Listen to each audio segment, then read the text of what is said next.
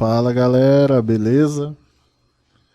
Bom, a gente resolveu gravar um módulo sobre legislação. Nós entendemos que muitas particularidades a gente pode discutir dentro das nossas comunidades. E aí, para você que está em mais de um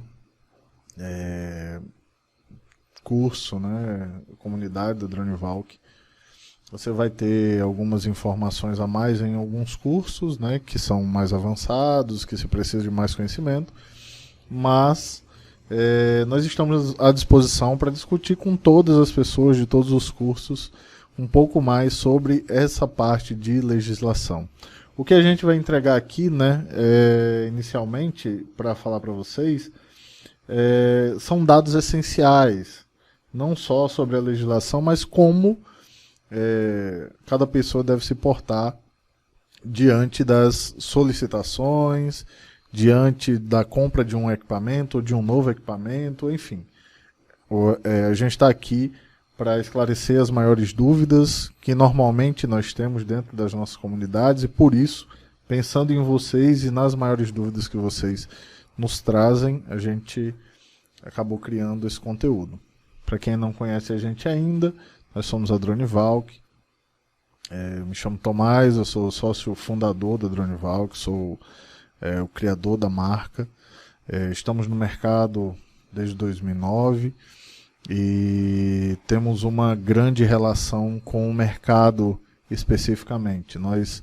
Por isso que nossos cursos eles são muito direcionados. Embora tenha muita teoria, nós temos prática em avalanche. Então, vocês podem fazer, refazer, refazer diversas vezes todas as aulas que nós temos, porque nós pensamos em gerar dúvidas naturalmente. A gente não coloca projetos ali que você faça bonitinho e estou pronto, e quando você cai no mercado, você nossa, que é isso, as coisas dão errado, né? Nós não somos assim. A gente gera aprendizado a partir do erro, porque isso é o mercado, isso é a vida, a gente aprende assim, né? Então, nós intitulamos essa aula de legislação, né? Mas a gente quer desmistificar, na verdade, o uso de drones para profissionais e para pessoas que querem usar como hobby, que acham que estão à parte da situação, e se você aí usa como hobby, você verá que você também não está à parte disso. Então vamos lá. Bom, a primeira coisa é só comprar e sair voando.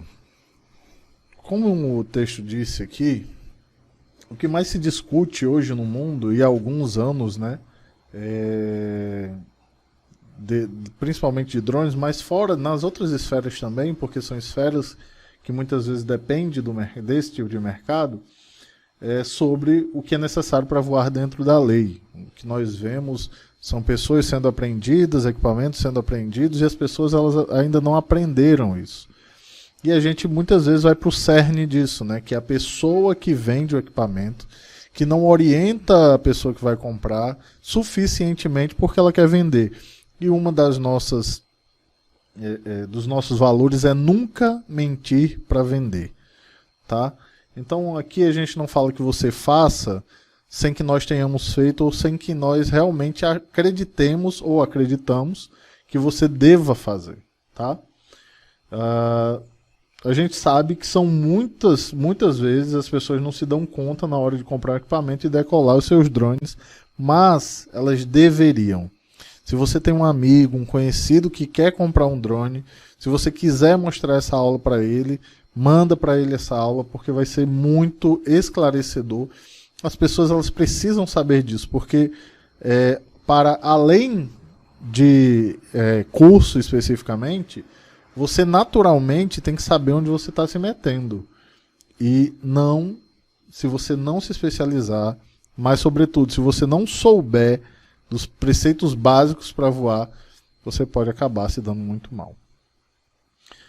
A ideia, né, dessa nossa aula é tornar isso um pequeno manual sobre como proceder para ter acesso a drones homologados pela Anatel, com selo da ANAC, identificação do piloto no Sarpas. E aí, se você não sabe o que é isso, um pouco mais na frente a gente vai conversar, nessa aula.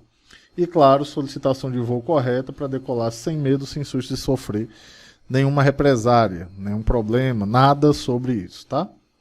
Bom, é importante aqui eu destacar para vocês que a lei fala que voar com qualquer drone de mais de 250 gramas, isso vocês podem ter visto na aula anterior, dependendo do curso que vocês estão, eu vou ressaltar aqui porque muita gente fala, mas não teve aula anterior.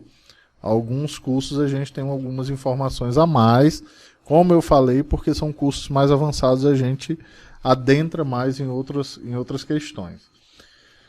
Se vocês não tiveram, só fala com a gente, ei, será que vocês podem falar e tal, 250 gramas do equipamento, e a gente manda para vocês uma aula, ou uma explicação, um link, e a gente pode conversar também pelas nossas redes, tá bom? Bom, como eu falei, qualquer drone de mais de 250 gramas, se for voar, né, com ele, sem seguir os procedimentos que nós vamos destacar, eu vou destacar para vocês aqui na sequência, pode trazer, como eu falei, uma série de problemas, represárias, incomodações. Vocês podem ser penalizados até criminalmente por isso hoje. Existem pessoas que pagam, que são presas de alguns dias a meses, até 10 anos de prisão, dependendo do tipo de infração que cometeu, se for pego. Mas como o nosso país ele é gigante, né? E tudo, na verdade, uma coisa que eu queria destacar muito aqui, gente, a gente tem uma legislação muito nova, por assim dizer. Muitas coisas acontecem do dia para a noite, muitas coisas são modificadas. Então o que a gente está falando aqui, de repente, para os intelectuais da área de legislação, o que a gente está falando hoje aqui, a gente está falando entre junho e julho. Talvez se aprove uma lei depois daquilo que a gente está falando aqui, e aí a gente pode discutir naturalmente, mas atentem, a lei ela é muito... A gente tem uma legislação muito nova em relação a isso. A gente tem um advogado que sempre fala para a gente, olha, é complicado a gente criar um material sobre isso, porque existe muita modificação, então legalmente a gente pode estar falando hoje e amanhã ser outra coisa. Então a gente selecionou as coisas mais importantes, naturalmente podem ser mudadas, mas a gente discute dentro da comunidade, tá bom? Bom, deixa eu continuar aqui. Bom, como a gente tem um país gigantesco, né, e isso se alia a uma série de N fatores, a grande maioria das regiões não há fiscalização. Isso pensando na grande maioria das regiões de um país continental. Isso não significa dizer que você deve voar de qualquer forma, tá? Porque um dia você pode ser pego e, pelo amor de Deus, se você for pego, não diga que é aluno do DroneValk. Na maioria das regiões, como eu falei, não há fiscalização, mas nossa função aqui, ou a minha função aqui, é informar e esclarecer, especialmente porque temos falado muito sobre essa parte de legislação, sobre a parte de drones, tá bom? Então, eu vou dar uma continuada aqui, ó. Vamos lá. E o que é necessário para voar no Brasil? Alguns conselhos para voo são baseados em nossa experiência na legislação. Primeira coisa é a Anatel. Bom, não sabe qual é esse selo? Se tem ou se você não tem, procura selo da Anatel no Google. A gente não vai mostrar aqui para não ser muito enfadonho, porque eu vou falar muito. Mas procura no Google selo da Anatel para drone. Se você não tiver, você vai saber com toda certeza. Bom, então, a primeira coisa que um aspirante, e às vezes nem aspirante, a pessoa já mexe com drone há algum tempo, né, e acaba cometendo esses erros mesmo sabendo, né, então é mais do que responsável, é extremamente irresponsável, e deveria se enquadrar mesmo, deveria ser enquadrado na lei. Mas o que um aspirante, uma pessoa que está entrando agora, ele precisa saber é verificar se o equipamento foi comprado com esse selo. Se esse selo está no equipamento, na caixinha do equipamento, na hora que você comprou. Se ele não tiver, é necessário realizar um processo de homologação. E para isso o drone tem que ter no mínimo um certificado FCC. O FCC é como se fosse a nossa Anatel, porém dos Estados Unidos. Isso normalmente tem uma tagzinha no drone que a gente pode mostrar posteriormente, falando para vocês qual é essa tag FCC. Mas se vocês procurarem, essa tag FCC ela vai estar na aeronave, tem uma tagzinha com o nome FCC. Eu estou até puxando aqui a minha, olha só. Eu estou puxando aqui agora uma Mavic Pro, que estava aqui ao alcance do meu braço. Tem CMIT e aí tem CMIT ID e tem o FCC, que tem ID, aí tem uma numeração, são duas letras, tipo SS, um número, barra, e aí tem mais 1, 2, 3, 4, 5, 6, 7. 7 caracteres. Tem mais 7 caracteres depois da barra. Mas é muito claro, assim, se for no Mavic, no Mavic Pro, por exemplo, quando vocês tiram a bateria que tem DJI Mavic Pro, modelo, MP1, enfim, M1P, nessas letrinhas miúdas vai ter, no Phantom, ele vai estar dentro daquele negocinho também da bateria, enfim, é muito fácil vocês encontrarem, tá? Isso eu estou falando do drone da DJI. Se não é da DJI, procura, pelo amor de Deus, o FCC da sua aeronave. O Brasil, né, ele é signatário de acordos internacionais que permitem o uso de homologações feitas fora do país para gerar certificados de uso pessoal. Esse processo de homologação junto à Anatel é feito totalmente via web. Mas se você não tem afinidade com informações extremamente técnicas, que são essas, e que são necessárias ao processo, o que a gente aconselha fortemente é você procurar um profissional que possa realizar isso. E esse processo requer uma série de informações, várias delas técnicas. Bom, existem pessoas que criam negócios para isso. Existem pessoas que estão faturando R$97 mil ano só com homologações. Ah, isso é foda, né? Cobrar essas coisas. Não é, gente. É mercado. Se fosse foda, se vocês achassem foda mesmo, vocês não cobrariam pelo serviço que vocês prestam, porque vocês acham que o serviço é super qualificado. Então, se vocês não sabem, uma dica, e guardem isso, por favor. Procurem um profissional, não vão ver no YouTube, porque não sei quem está ensinando. Façam com um profissional que já sabe exatamente o que fazer. Muitas vezes, dentro de uma das nossas comunidades, a gente tem pessoas que abriram negócios nisso. Então, perguntem dentro da comunidade, ei, tem alguém aí que faz homologação? Vamos aqui. Enfim. Né, vai ter um aplicativo, um aplicativo que a gente está desenvolvendo, que até o mês de agosto desse ano, 2020, ele vai entrar no ar, que ele vai fornecer essas informações de pessoas que fazem isso, e dentro do aplicativo, para alguns assinantes, um valor super, super em conta, a gente vai dar a homologação gratuitamente. Então, fica de olho aí. Bom, se ainda assim quiser se aventurar, né, e fazer sua própria homologação, para iniciar o processo, vocês devem procurar. Eu vou sair aqui para ver onde é que tá, mas eu acho que é... Deixa eu ver se é isso, peraí. Vou sair aqui para mostrar para vocês o mosaico. Esses sistemas, anatel.gov.br, mosaico. Vocês procuram esse link aqui. A gente pode ser que deixe na parte de baixo desse vídeo, mas se não, procura aqui, gente, ó, sistemas.anatel.gov.br/mosaico. Vai ter um login aqui, vocês vão ter que fazer o cadastro. Após entrar, vocês podem escolher a opção SHC, que é a informação certa, e pode dar sequência no processo. Agora sim, o que nós aconselhamos é que vocês realmente realizem esse processo de homologação com uma pessoa, com uma empresa que já sabe fazer isso. Porque aí vocês vão evitar dor de cabeça de fazer isso errado, tá?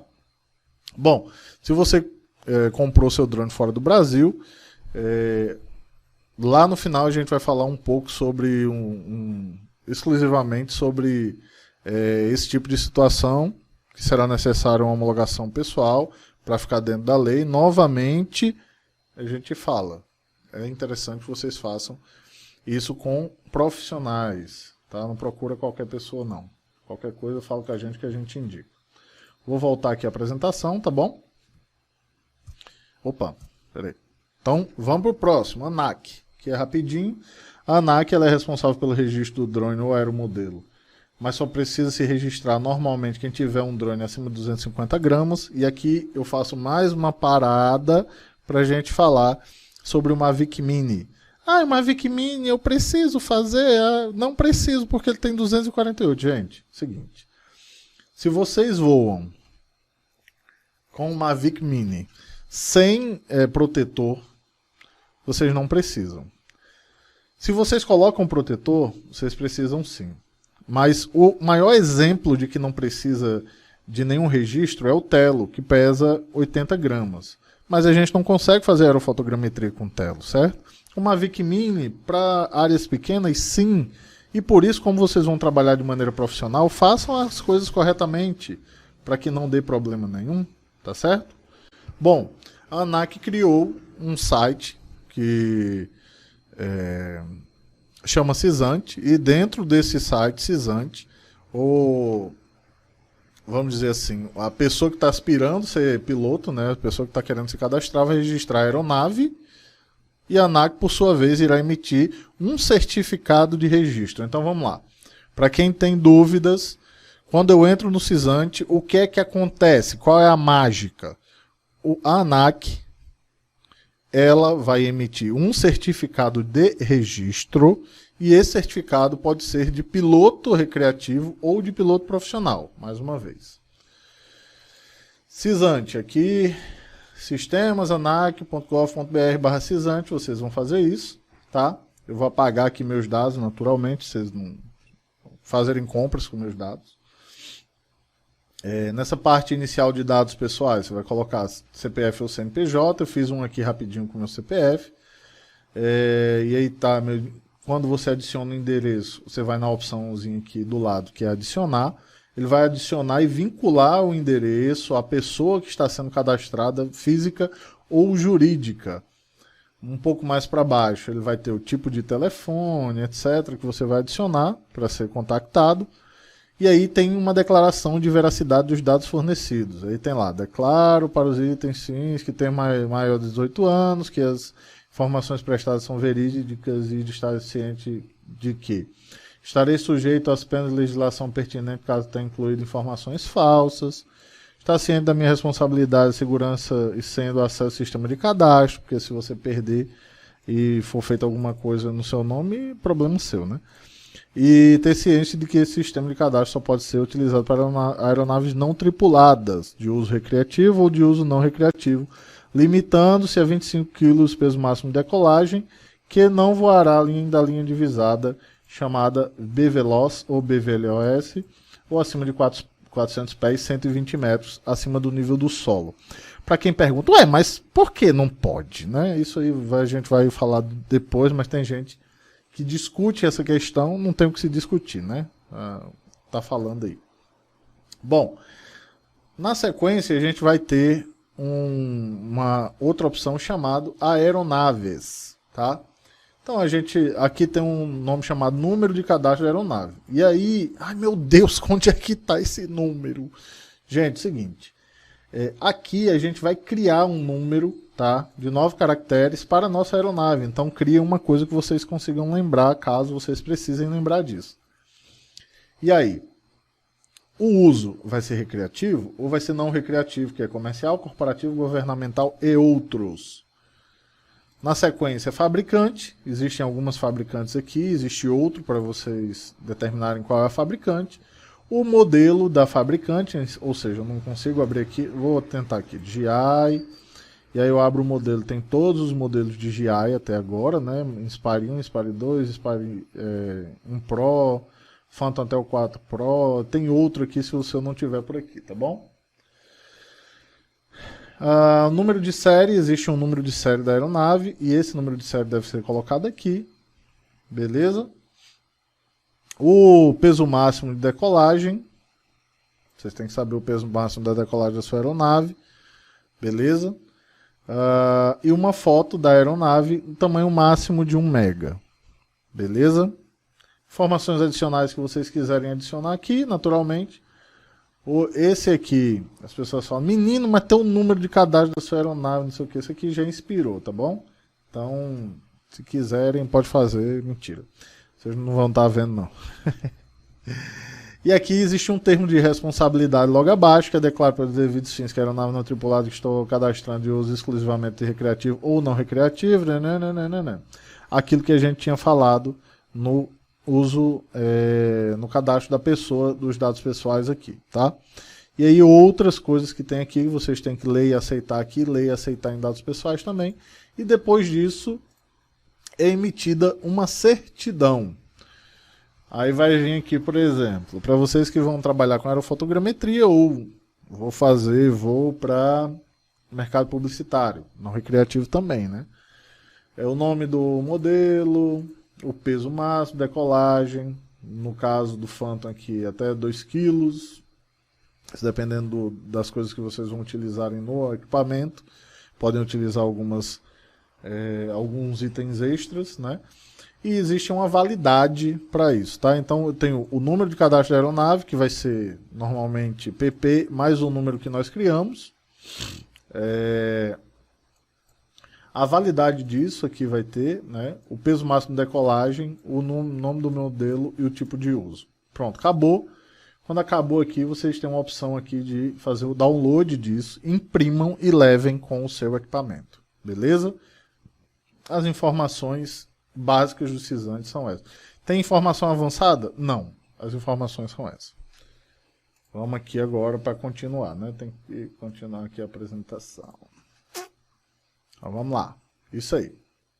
Bom, especialmente para o piloto profissional, existe a necessidade de se contratar um seguro chamado seguro reta, que é uma exigência para exercer a profissão remunerada.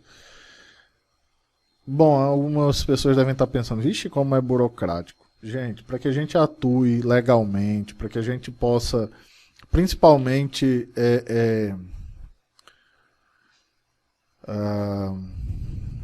ter responsabilidade em relação a terceiros ou pessoas não anuentes, que precisa disso, vocês sabem, para quem segue o Dronivalk antes de comprar o curso, sabe disso. Para quem está dentro aqui, a gente bate muito nessa tecla, principalmente... por quê? Porque se acontecer algum acidente, dano a terceiros, já aconteceu de decepar pé de gente. Quando o drone bate no chão, a bateria explode perto do lado do pé de uma pessoa e só decepou o pé de uma pessoa. Esses danos, eles têm que ser pagos de alguma forma. E a forma de assegurar que as pessoas estão seguras quanto a isso é esse tipo de seguro reta. É só por isso? Não, na verdade é porque é obrigatório o uso desse seguro. Porque pode acontecer dano de qualquer forma e esse seguro, alguns falam que ele chega a 500 mil reais ou mais, mas o certo é que ele cobre danos até 180 mil reais com toda certeza. Então façam isso, trabalhem da forma correta, porque tem muita gente trabalhando de qualquer jeito. O diferencial das pessoas que vão permanecer nesse mercado são aquelas que realmente fazem o que tem que fazer, tá bom? Bom, esse seguro é feito por diversas empresas, a gente hoje aconselha a fazer com o pessoal da Max Drone, que são pessoas muito profissionais, mas existem outras empresas também, tá? E a gente recebe jabá da Max Drone por isso não. Mas pode ser contratado, vamos lá. Mas pode ser contratado usando associações ou empresas que tenham parceria que de repente tem valores mais interessantes. Além disso, o piloto profissional precisa portar um documento de análise de risco operacional que nós temos em todos os cursos à disposição e ensinamos a preencher, tá? Então, se você pergunta, eu vou pedir, calma, porque tem muita aula para baixo, você vai ver como é que preenche. Para a operação desse drone. Então, o que é que eu preciso? Documento da ANAC, que foi preenchido o documento do drone, preciso do meu seguro reta e preciso da análise de risco operacional. Por quê? Porque mais uma vez existem pessoas e não é só levantar o equipamento e fazer tudo de qualquer jeito, porque isso é muito inseguro e porque vocês vão estar atentando contra a vida das pessoas e pelo amor de Deus não façam isso não, tá bom? Na sequência nós temos o DCEA, que controla o espaço aéreo brasileiro, e por conta disso precisamos fazer o registro para ser utilizado o sistema SARPAS. Bom, ao fazer esse registro, cada aspirante a piloto de drone, ou cada piloto de drone, efetivamente, recebe uma identificação de piloto e a partir daí é liberado na interface do sistema para que possa ser incluída a aeronave que foi registrada na ANAC, né, anteriormente, no sistema CISANT. O SARPAS, então, DCEA, solicitação de voo, análise, o ANAC, o preenchimento dos dados e a liberação da aeronave mais piloto, beleza? O SARPAS, ele solicita o envio de um arquivo PDF que o CISANT gerou, né? Que vocês geraram no passo anterior, e dessa forma o sistema identifica o tipo de voo que pode ser solicitado. Então, vamos lá. Vamos ao SARPAS. Aqui vocês também não vão ver nada do meu, tá? Por favor. E aí nós temos algumas informações aqui, né? Solicitações, ativos, histórico, etc. No primeiro acesso, vocês vão aqui, né? Solicita, ou registra, faz o cadastro da aeronave, tal. E na solicitação, quando vocês conseguem entrar, vocês vão, por exemplo, padrão ou aerolevantamento. Aqui nessa opçãozinha aqui que vocês... Deixa eu ver aqui. Vocês podem adicionar a latitude e longitude, tá? Em grau decimal. Eu vou vir aqui em Natal, tá bom? E aí vou definir um ponto de decolagem aqui. Vamos lá. Definir como ponto de decolagem, tá bom? Definir aqui como ponto de decolagem. Ou se eu tenho a informação, latitude e longitude, eu adiciono. E aí eu coloco o nome de operação aqui. Posso colocar, sei lá, Dronival, que é a melhor, né? Não, brincadeira, né? Temos um código SARPAS, que é gerado no cadastro.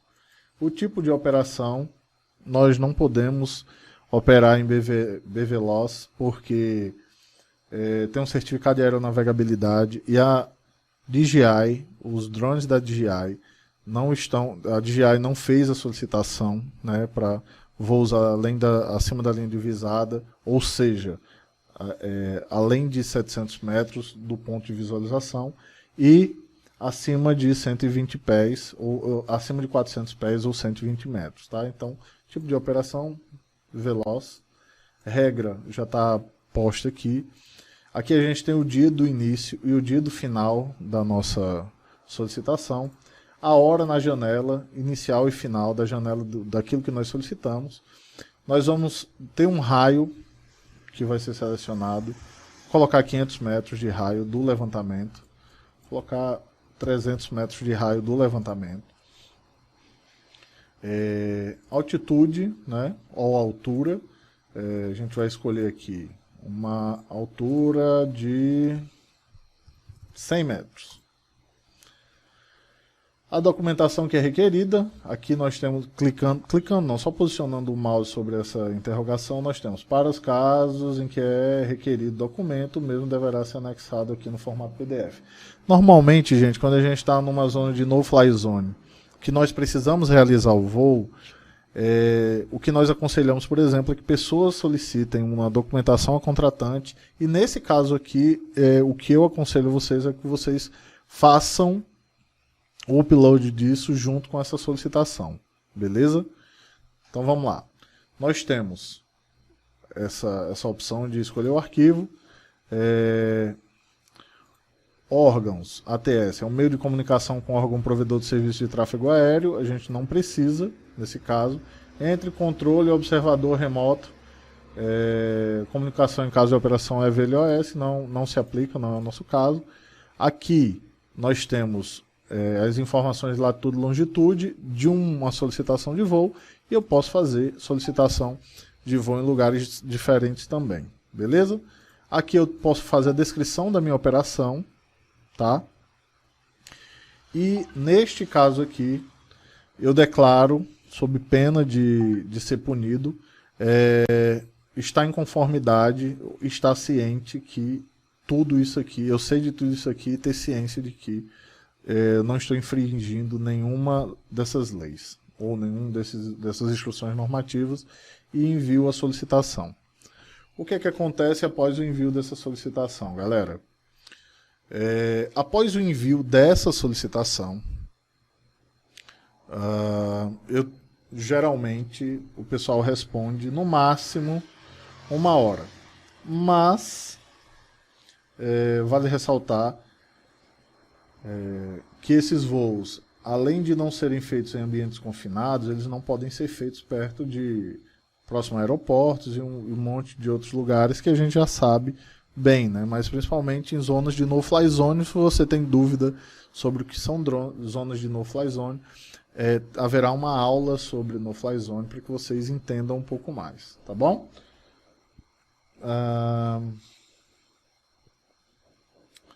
Deixa eu ver aqui. Pode ser que na época da sua solicitação alguém tenha solicitado voo muito próximo ou no mesmo lugar antes e isso seja indeferido também, mas normalmente o pessoal responsável, eles informam que isso foi realizado. Normalmente, como eu estava falando, a solicitação de voo é respondida em menos de 1 hora, se a área solicitada não for sensível ou se for afastada geralmente das cidades. É importante que nós observemos as alturas máximas permitidas e a distância máxima permitida também. Para os registros ou os registrados da ANAC como pilotos profissionais, o SARPAS permite solicitações de voos em ambientes mais complexos, mas tem um prazo de resposta para a solicitação que é relativamente longo, chegando a 10 dias de espera em alguns casos com respostas negativas. Então, a gente tem que prestar atenção bastante nisso, tá bom, gente? Deixa eu voltar aqui à apresentação.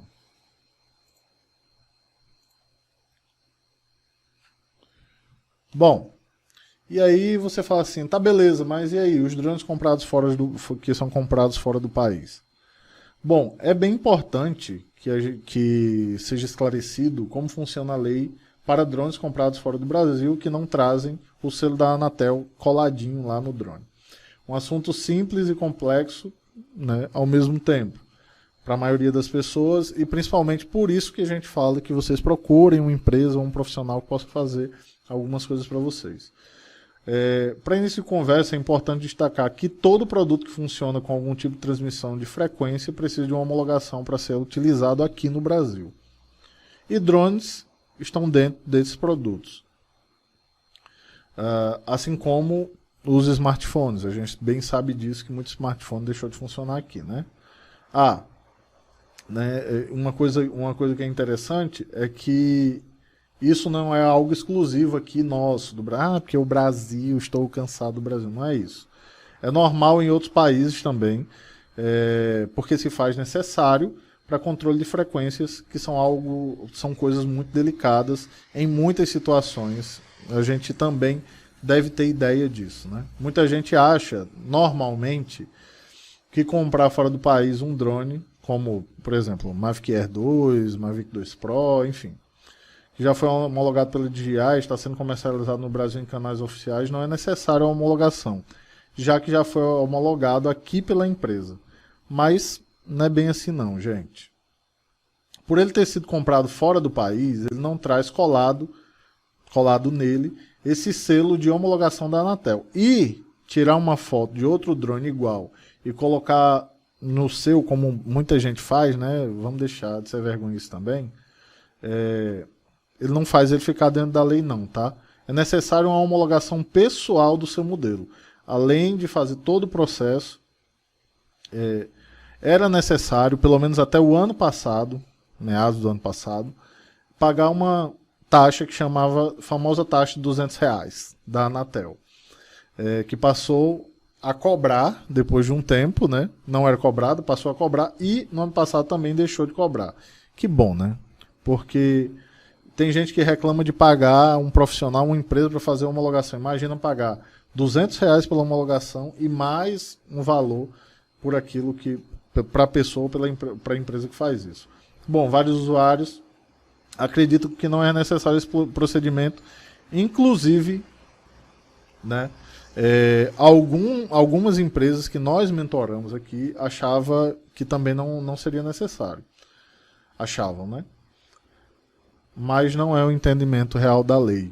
E para voar nós temos que estar dentro da lei, né? Sendo necessário assim, uma homologação pessoal desse modelo, comprado fora do país, para aí sim garantir que ele funcione dentro da lei. Bom, hoje em dia existem empresas e profissionais que fazem esse trabalho de homologação. É o caminho mais interessante para usuários mais comuns, como no caso da grande maioria. Além da taxa que era cobrada, né, que era R$ 200, antigamente, pelo menos até o ano passado, antigamente, né, é cobrado entre R$ 150 e R$ 255,90. E onde é que a gente tem esses dados? Bom, nós temos os dados aqui, né, sem fazer propaganda, do Guilherme Maia, que faz homologação completa, Anatel, ANAC, DCE para drone, que a gente encontrou aqui. Foi um anúncio que a gente encontrou aqui, queria mostrar para vocês, né? Não só para falar, mas para mostrar que realmente existe esse mercado, é um mercado muito rentável, tá? E efetivamente existem pessoas que ganham até R$ 97.000 ano com esse tipo de serviço. Acho que até mais, né? Estou falando até que a gente conhece. Esse no Mercado Livre, mas tem o OLX e tem outros sites, além de Facebook, Instagram, enfim, de outros. Bom, esse anunciante ele tem bastante experiência nesse processo, faz uma homologação de diversos modelos, inclusive alguns mais recentes que não são comercializados oficialmente no Brasil, ou não eram comercializados oficialmente no Brasil, como o FIMI X8SE, que é da Xiaomi, né? Mas na verdade ele é comercializado sim no Brasil. Lançado no final de 2018, né? Ele também faz os modelos Mavic Air, Mavic 2 Pro, Mavic Air 2, enfim, desses outros aí.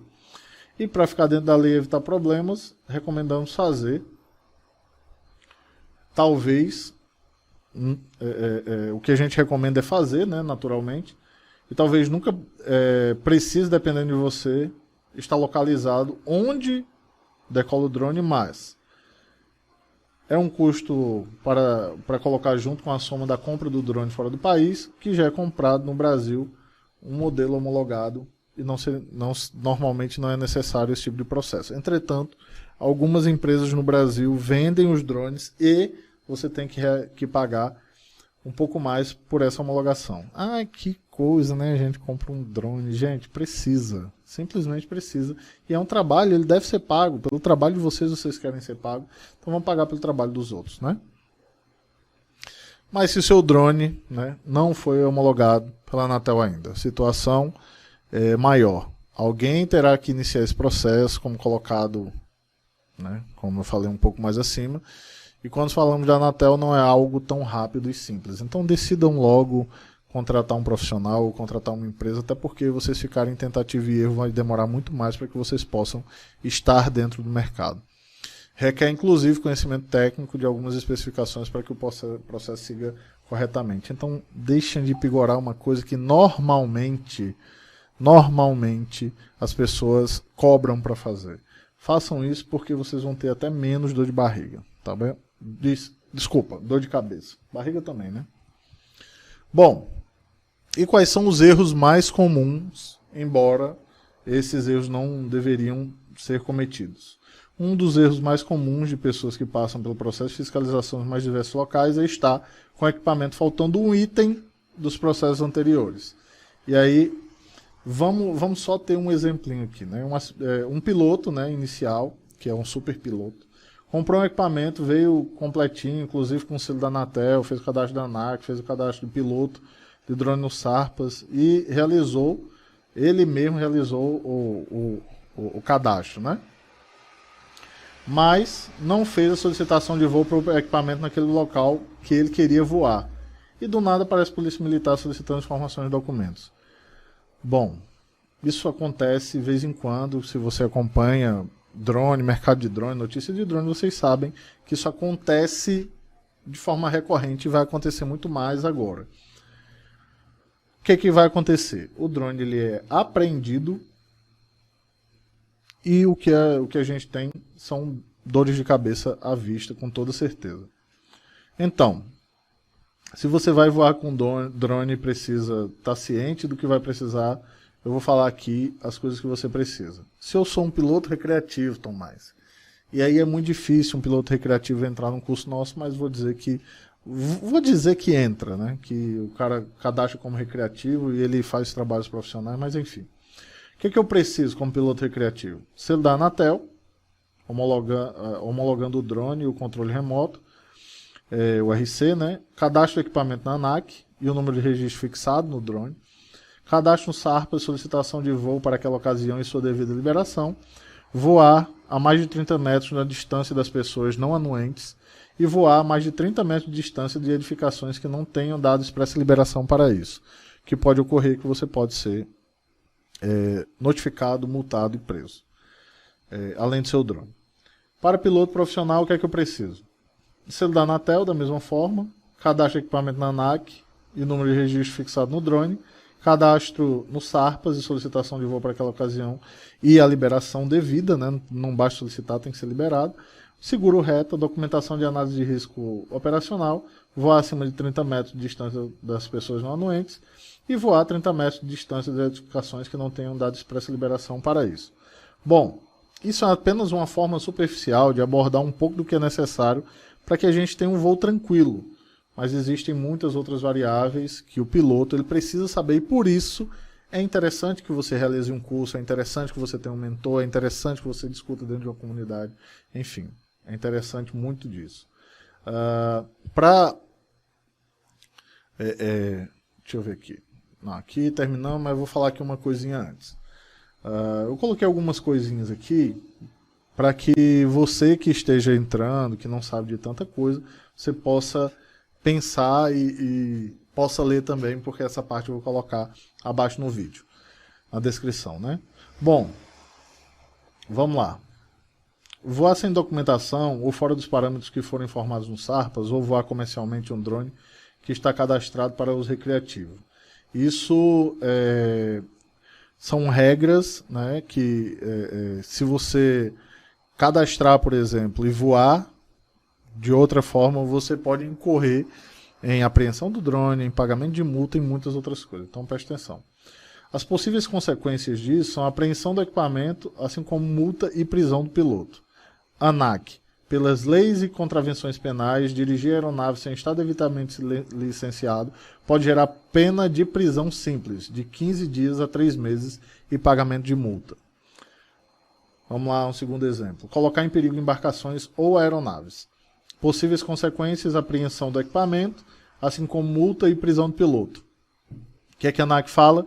O Código Penal prevê em seu artigo 261 pena de reclusão de 2 a 5 anos para quem expuser a perigo embarcação ou aeronave própria ou alheia ou praticar qualquer ato tendente a impedir dificultar a navegação marítima, fluvial ou aérea, voando em zonas de no-fly zone, principalmente, falando aqui, tá?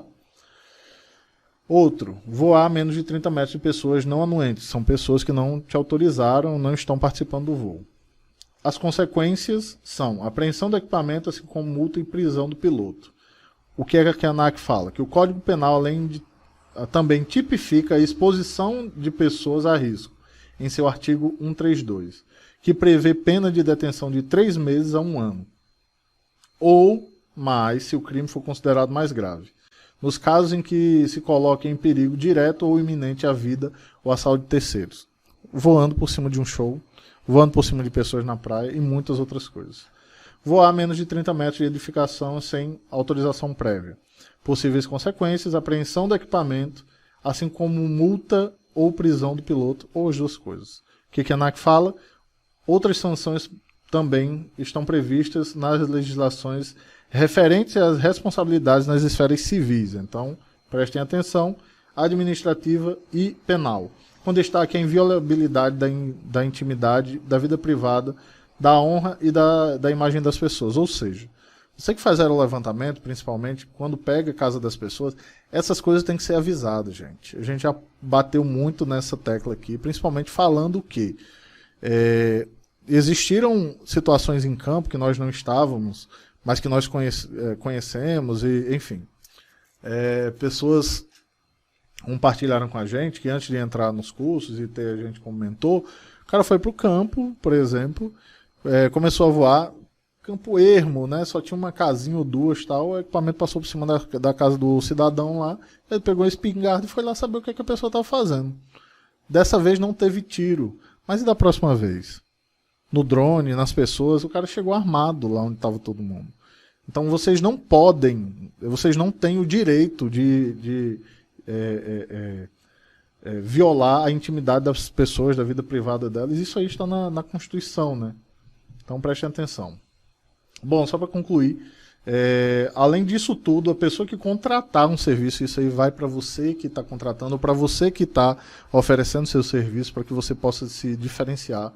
A pessoa que contratar um serviço de um piloto de drone, de uma empresa de drone, enfim, que esteja irregular, ainda é corresponsabilizado judicialmente pelo Código Brasileiro de Aeronáutica, que diz o seguinte: Código Brasileiro de Aeronáutica, Lei 7.565, 19 de dezembro de 1986.